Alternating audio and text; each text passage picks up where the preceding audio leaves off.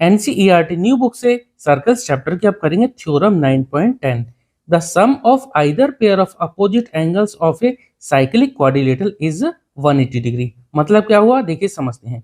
एक cyclic quadrilateral में opposite angles का सम 180 डिग्री होता है, दोनों ही पेयर का। ये हमें यहाँ प्रूव करना है। इसको हम समझते हैं और अच्छे से इस फिगर से। देखो, एक सर्कल बना लिया हमने, इस सर्कल में हमने क्वाड्रिलेटरल बना दिया ए बी सी डी, और ये चारों ही वर्टिसेस सर्किल पे लाई कर रहे हैं, सर्किल पे ही टच कर रहे हैं।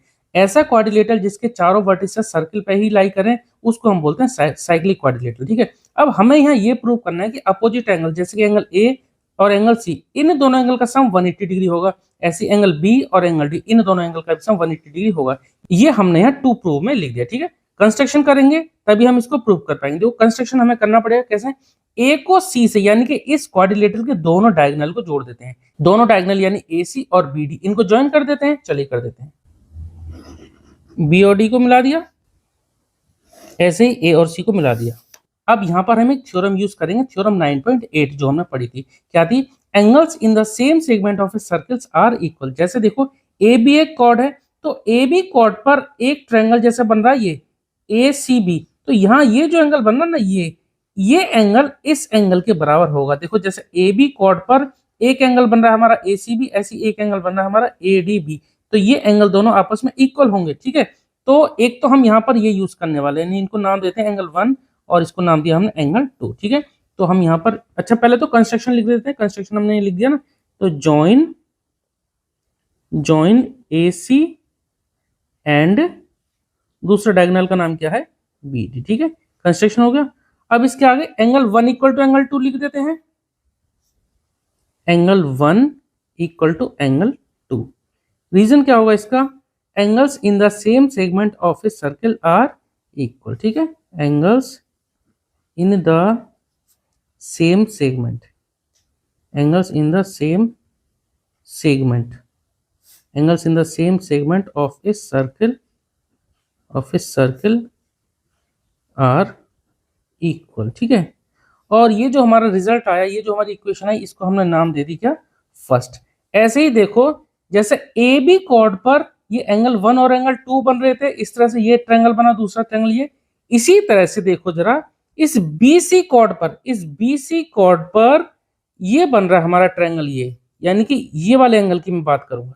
बीसी कॉर्ड पर हमारा एक एंगल ये बन रहा है, ऐसे ही बीसी सेम कॉर्ड पर ही ये एंगल बन रहा है। ठीक है, तो यहां पर हम क्या नाम दे सकते हैं, इसको एंगल 3 और इसको एंगल 4। ठीक है, इस सेम कॉर्ड पर यानी बीसी कॉर्ड पर एक एंगल हमारा 3 बना, एक एंगल हमारा 4 बना, ये भी हमारे इक्वल होंगे। इनका भी रीजन यही होगा, angles in the same segment of a circle are equal. ठीक है, तो हम यहां पर लिख देते हैं एंगल 4 इक्वल टू एंगल 3, और इसका नाम हम देते हैं इक्वेशन सेकंड। ठीक है, रीजन इसका भी सेम होगा, angles in the same segment of a circle are equal. ठीक है, चलो अब ये जो दो इक्वेशन आई, ये वाली फर्स्ट इक्वेशन है, ये फर्स्ट इक्वेशन इसके लिए, इनको जोड़ देते हैं। तो लिख देते हैं adding first and second, adding first and second.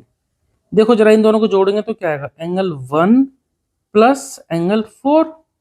Left side वाले को लेफ्ट साइड के साथ जोड़ देते हैं और इक्वल लगा देते हैं बीच में, और राइट साइड वाले को राइट साइड वाले के साथ जोड़ देते हैं, एंगल 2 प्लस एंगल 3। ठीक है, अब देखो जरा, एंगल 1 प्लस 4 क्या आएगा, फिगर में देखते हैं। एंगल 1 प्लस 4 हमारा बन जाता है पूरा एंगल डी। ठीक है, ये और ये एंगल को जोड़ेंगे तो पूरा एंगल बन जाएगा एंगल डी, या फिर एंगल आप इसको ए डी सी भी बोल सकते हो। मैं फिलहाल इसका नाम भी लिखने वाला हूँ एंगल डी। ठीक है, एंगल डी इक्वल टू, अब एंगल 2 प्लस 3 कुछ बन रहा है क्या, नहीं, एंगल 2 प्लस 3 फिलहाल कुछ नहीं बन रहा, ऐसे ही इसको रहने देते हैं। ठीक है, इसको चलिए नाम दे देते हैं हम थर्ड। अब एक काम करते हैं, ये जो हमारी थर्ड इक्वेशन है, इसमें हम दोनों तरफ एंगल बी जोड़ देते हैं। ठीक है, मैं क्यों जोड़ने वाला हूं एंगल बी, अभी आपको क्लियर हो जाएगा। ठीक है, मैं लिख देता हूं एक बार, adding angle b on both side in equation, कौन सी थी, थर्ड थी। ठीक है, इन इक्वेशन थर्ड जरा जोड़ देते हैं, क्या आएगा, देखो angle D plus angle B equal to angle 2 plus angle 3, ये तो था ही, इसमें मैं एंगल बी यहां जोड़ देता हूं। अब जरा देखो, एंगल डी प्लस बी तो चलो कोई बात नहीं, एंगल 2+3 प्लस एंगल बी, जरा यहां देखते हैं इस ट्रायंगल में ए बी सी, इस ट्रायंगल में देखें angle 2 plus angle 3 plus angle B, भाई तीनों एंगल आ गए इस ट्रायंगल में, और एक ट्रायंगल में तीनों एंगल का सम क्या होता है 180 डिग्री। ठीक है, तो आप चाहो तो इसको लिख सकते हो, also in triangle a B c. ठीक है, a B c triangle a B c, इसमें तीनों एंगल का सम यानी कि angle 2 plus angle 3 plus angle b, इन तीनों का सम क्या होगा 180 डिग्री। रीजन क्या होगा इसका, एंगल सम प्रॉपर्टी। ठीक है, ये लिखने की जरूरत नहीं है, आपको पता है एक ट्रायंगल में तीनों एंगल का सम 180 डिग्री होता है। देयरफॉर चलो मैं इसको ना फोर्थ नाम दे देता हूं, चलो जो इक्वेशन 4 है, देयरफॉर इक्वेशन 4 क्या बन जाएगी, become, angle D plus B को हमने ऐसे ही रहने दिया, चलो मैं यहां नीचे लिख रहा हूं, एंगल ऊपर कर देता हूं, एंगल डी प्लस बी ऐसे ही रहने दिया, और इक्वल टू ये तीनों का एंगल का sum angle 2 plus angle 3 plus angle B, हमने अभी यहाँ पे प्रूव कर दिया। प्रूव क्या कर दिया, आपको पता है कि इन तीनों एंगल का सम 180 डिग्री होता है, तो इन तीनों की जगह हम क्या लिख सकते हैं 180 डिग्री, इक्वल टू क्या आ गया 180 डिग्री। ये बात आपको समझ में आ गई। तो यहाँ से देखो एक पार्ट तो हमारा क्लियर हो गया, angle D plus B equal to 180 degree या फिर angle B plus D equal to 180 degree, इतना तो हमने प्रूव कर दिया। बचा ये तो और आसानी से हो जाएगा। कैसे, देखिए एक क्वाड्रिलेटरल में चारों एंगल का सम होता है 360 डिग्री। मैं यहां प्रूव कर देता हूं इसको। ठीक है, तो मैं यहां लिख देता हूं, इन क्वाड्रिलेटरल लेटरल क्या नाम है इसका, A B C D, in quadrilateral A B C D चारों एंगल का सम यानी एंगल ए plus angle B plus angle C plus angle D, चारों एंगल का सम कितना होता है 360 डिग्री। कोई दिक्कत वाली बात नहीं इसमें।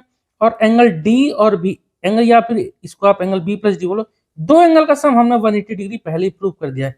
इन दोनों का सम हम पहले ही प्रूव कर चुके हैं 180 डिग्री। चलो एंगल ए हमने लिखा प्लस एंगल सी हमने लिखा, और इन दोनों एंगल की जगह हम लिख देते हैं क्या 180 degree equal to 360 degree. Angle A plus c को हमने ऐसे ही रहने दिया, 180 डिग्री को उधर भेज दो, तो 360 माइनस 180 डिग्री कितना होगा, 360 में से 180 डिग्री घटाएंगे तो कितना आ जाएगा 180 डिग्री। इसमें कोई दिक्कत वाली बात नहीं है, यही तो हमें प्रूव करना था। देखो angle A plus C equal to 180 degree ये प्रूव करना था ना, और B plus D equal to 180 degree ये हमने यहाँ प्रूव कर दी। ठीक है, तो यही हमें प्रूव करना था इस थ्योरम में। थ्योरम हमारी कंप्लीट हो गई, आसान थी लेकिन इंपॉर्टेंट थ्योरम थी। ठीक है, तो इस तरह से थ्योरम हमारी कंप्लीट हो गई। और हाँ, इस चैप्टर के एक्सरसाइज के सभी क्वेश्चंस, सभी एग्जांपल्स और सभी थ्योरम्स को हम कवर कर चुके हैं। अगर आपको देखना हो तो डिस्क्रिप्शन बॉक्स में मैं इसका लिंक दे दूंगा, आप वहां से प्लेलिस्ट पर क्लिक करके आप कोई सा भी क्वेश्चन या कोई सा भी थ्योरम देख सकते हैं। चलिए मिलते हैं नेक्स्ट वीडियो में। Okay, thank you.